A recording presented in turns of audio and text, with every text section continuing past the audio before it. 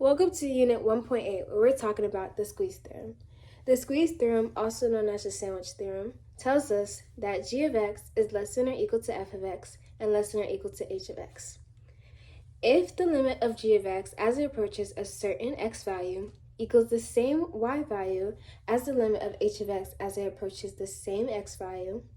then the limit of f of x as it approaches the same x value will also equal the same y value. However, if the limit of g of x as it approaches a certain x value does not equal the same y value as the limit of h of x as it approaches the same x value, then the limit of f of x as it approaches the same x value would not exist, or D&E. Let's try an example.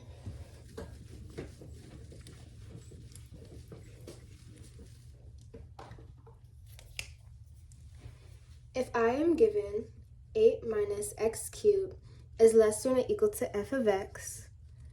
and less than or equal to 8 minus 8 plus x cubed, and I am trying to find the limit of f of x as it approaches 0, the first thing I have to do is look at what's given.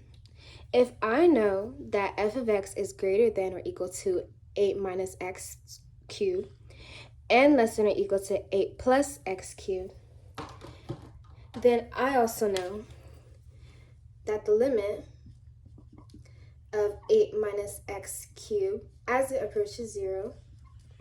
is less than or equal to the limit of f of x as it approaches 0, which is also less or equal to 8 plus, the limit 8 plus x cubed as it approaches 0. Now that I have this equation, all I can do for my g of x and my h of x is substitute. So if I were to take my 0 and plug it into x, I would have 8 minus 0 cubed, which gives me 8. And if I were to do the same thing to my h of x, I would have 8 plus 0 cubed, which also gives me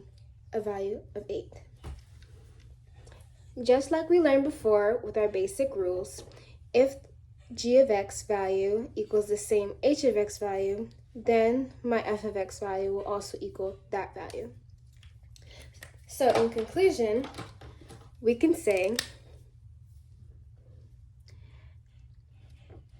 based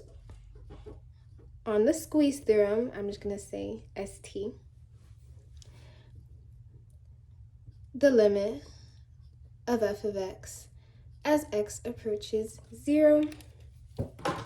would give me a value of 8. Thank you for watching.